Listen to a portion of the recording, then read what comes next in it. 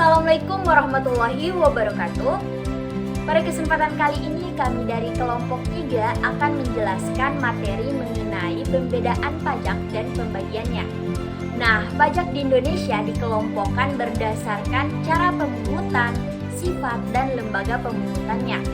Jenis-jenis pajak berdasarkan cara pemungutannya terdiri dari pajak langsung dan pajak tidak langsung. Pajak langsung adalah pajak yang bebannya ditanggung sendiri oleh wajib pajak dan tidak dapat dialihkan kepada orang lain. Dengan kata lain, proses pembayaran pajak harus dilakukan sendiri oleh wajib pajak yang bersangkutan. Nah, contohnya itu, seorang anak tidak boleh mengalihkan pajak kepada orang tuanya. Sedangkan pajak tidak langsung adalah pajak yang bebannya dapat dialihkan kepada pihak lain. Karena jenis pajak ini tidak memiliki surat ketetapan pajak. Artinya, pengenaan pajak tidak dilakukan secara berkala, melainkan dikaitkan dengan tindakan perbuatan atas kejadian sehingga pembayaran pajak dapat diwakilkan kepada pihak lain. Saya akan melanjutkan materi. Jenis-jenis pajak berdasarkan sifatnya dibagi menjadi dua, yaitu pajak subjektif dan pajak objektif. Yang pertama, pajak subjektif adalah pajak yang berpangkal pada subjeknya. Sedangkan pajak objektif berpangkal pada objeknya. Suatu pungutan disebut pajak subjektif karena memperhatikan keadaan diri wajib pajak. Contohnya, pajak subjektif adalah pajak penghasilan yang memperhatikan tentang kemampuan wajib pajak dalam menghasilkan pendapatan atau uang. Pajak objektif merupakan pungutan yang memperhatikan nilai dari objek pajak. Contoh, pajak objektif adalah pajak pertambangan nilai dari barang yang dikenakan pajak. Jenis pajak berdasarkan lembaga pembagiannya terdiri dari pajak pusat dan pajak daerah. Pajak pusat adalah pajak yang dipungut dan dikelola oleh pemerintah pusat. Dalam hal ini, sebagian besar pajak dikelola oleh Direktorat Jenderal Pajak. Berbeda dengan pajak nasional atau pajak pusat, pajak daerah merupakan pajak yang dipungut dan dikelola oleh pemerintah daerah, baik dari provinsi, kabupaten,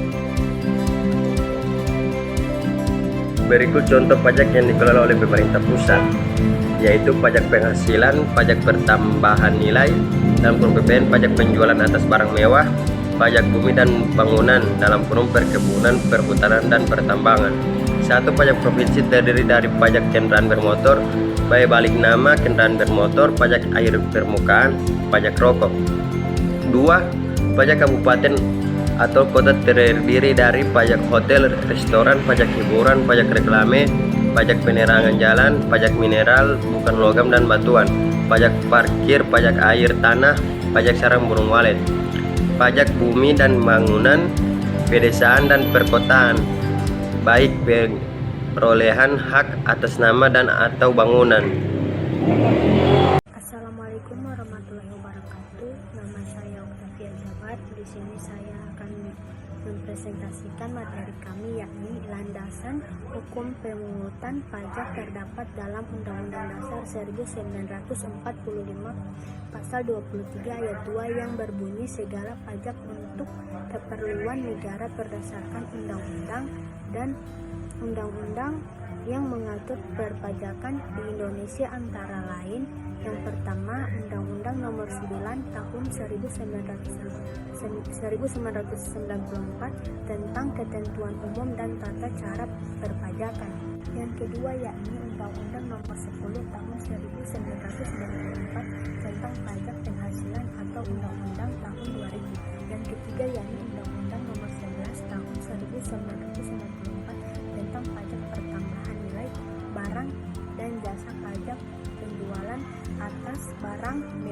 atau Undang-Undang Nomor 10 Tahun 2000. Yang keempat yakni Undang-Undang Nomor 12 Tahun 1994 tentang pajak bumi dan bangunan.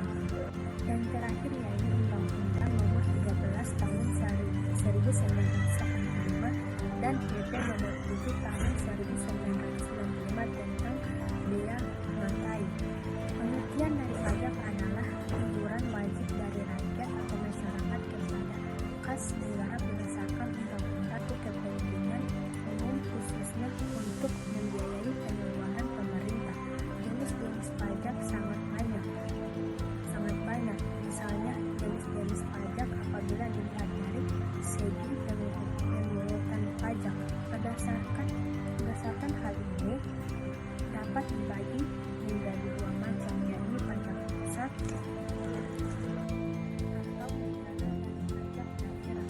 Pajak pusat masih dibagi lagi menjadi 12 macam pajak. Baiklah, saya Nadila Mahfira Laude ingin melanjutkan pemaparan materi mengenai hukum pajak yang ada di Indonesia. Kemudian, wajib pajak. Definisi dari wajib pajak atau WP adalah seseorang atau badan yang menurut ketentuan peraturan perundang-undangan perpajakan ditentukan untuk melakukan kewajiban perpajakan. Lebih mudahnya, orang atau badan yang memiliki kewajiban membayar pajak. Kemudian badan. Yang termasuk dari badan adalah perseroan terbatas atau lebih dikenal dengan sebutan PT, perseroan komanditer BUMN, firma perkumpulan koperasi, yayasan, atau lembaga usaha lainnya. Kemudian masa pajak. Nah, masa pajak ini adalah jangka waktu tertentu yang digunakan sebagai dasar untuk menghitung jumlah pajak yang terutang. Kemudian tahun pajak. Definisi dari tahun pajak sendiri yaitu jangka waktu 1 tahun atau takwin atau 1 tahun buku dalam perpajakan. Kemudian surat pemberitahuan atau SPT. Surat pemberitahuan pajak adalah surat yang dikeluarkan oleh Direktorat Pajak untuk diisi oleh wajib pajak atau WP untuk melaporkan perhitungan dan pembayaran pajak terutang menurut ketentuan peraturan perundang-undangan perpajakan. Selain itu, dikenal juga tarif pajak. Pengertian dari tarif pajak yaitu dasar pengenaan besarnya pajak yang dibebankan kepada para wajib pajak. Dengan kata lain, besar pajak yang harus dibayarkan oleh seseorang atau badan atau lembaga tertentu.